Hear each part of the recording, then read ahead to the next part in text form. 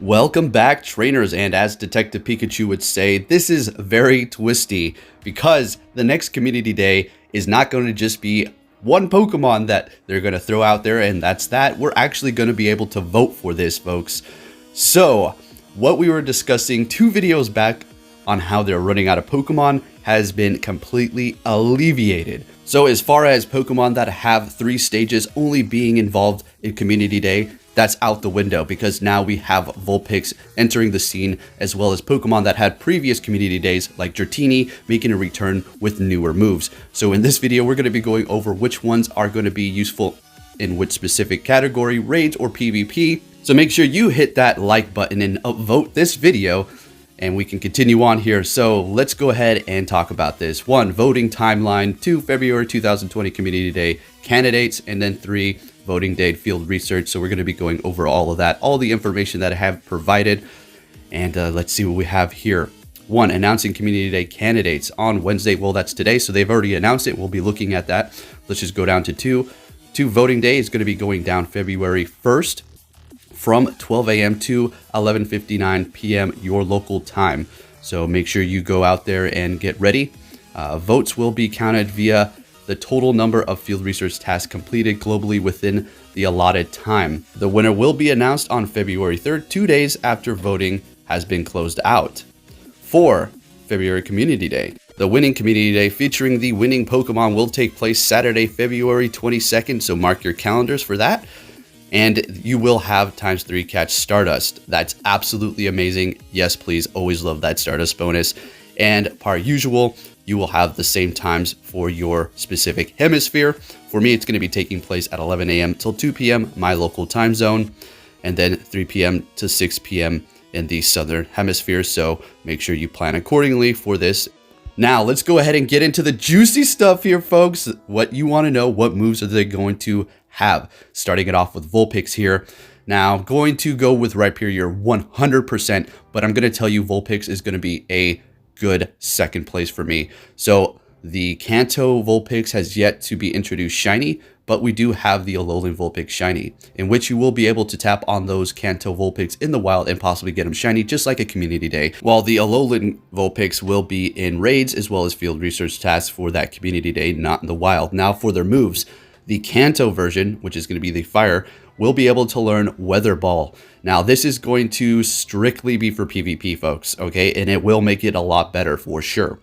And as far as the Alolan form, it will learn Weather Ball, Snow, or Ice, right? So that is also going to benefit it as well. It's going to be able to get it off a lot faster than Ice Beam, and it's going to change a lot of situations for those Pokemon in PvP. As far as going up against raids, I'm not going to say they're useless, but they're going to be way far down the list. There's going to be a whole lot of other Pokemon. That's why I'm saying they're strictly going to be for PvP.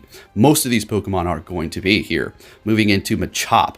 Now, Machamp, once you do evolve it, will be able to learn the dark move Payback. I had this in the main series games. Works great in the main games, but as far as Pokemon go, it is going to be, yet again, strictly for PvP, and it will benefit it because, well, it's going to be weak to Psychic, and its moves are not very effective. It could hit him with a Rock Slide or a Heavy Slam for neutral damage, as well as the Ghosts, but you will be having a little bit more coverage there to do super effective. Say you run into a Giratina, well, Payback is going to be hurting that Ghost type quite a bit, as well as any sort of Mewtwo's or other Psychic types. And then, my boy, Rhyhorn. Go, let's go. Rhyhorn, I've been waiting for this. Rock Wrecker. I'm not going to say we called it because it was bound to happen eventually. Now, taking it back to Machop here, because I know this one's not getting enough love, and I know people are not really too excited about this one unless you do PvP. We do have the Rose Cup this month, which will come and go. And then what, right? But Machop, Shiny the Wild, pretty good. That's pretty amazing. And having Payback could prove to be really good because we are going to be getting that whole Go Battle League online PvP, in which you're going to be PvPing quite a bit, and having coverage is going to be key there. So Machop may be a decent option. Personally, for me, I'm not really going to be going for that vote there. I'm going to be going more so for the Ninetales, or at least the Vulpix, and then of course the Rhyhorn. And you're going to see here that you're going to be able to vote more than one time. It's going to be tasks that are going to be revolving around specific, I think, like catching 20 Pokemon. We'll take a look at that, and you will be able to vote multiple times here. Rhyperior with Rock Wrecker, well, what if we have Rampardos that can outperform it? Or Terrakion. Rock Wrecker should be a little bit better performing than the Terrakion. I would assume so, right? Anyways, moving on to Dratini here, which I think is going to be the less voted for one, because, well, for one, we've already had the Community Day, and two, Superpower. Yes, Superpower is pretty good on Dragonite. I mean, it is going to be giving it coverage to go up against the Steel types, the Rock types that it really doesn't do much damage to, as well as possibly Ice types out there. This, yet again, is going to be for PvP. So seeing that PvP isn't as popular as, I don't know, rating, I think people are going to be going for more Rhyperior.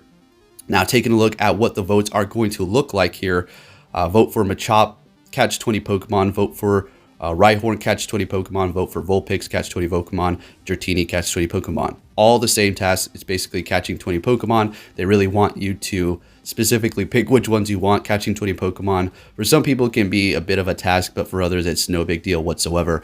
And you will be able to vote multiple times here. It's not like you pick, you know, say Vulpix, you catch the 20 Pokemon, and then you're done. No, you can continue to go on and pick whatever ones you want and vote over and over, or at least finish those tasks until the time has been completed in which the votings have been ended.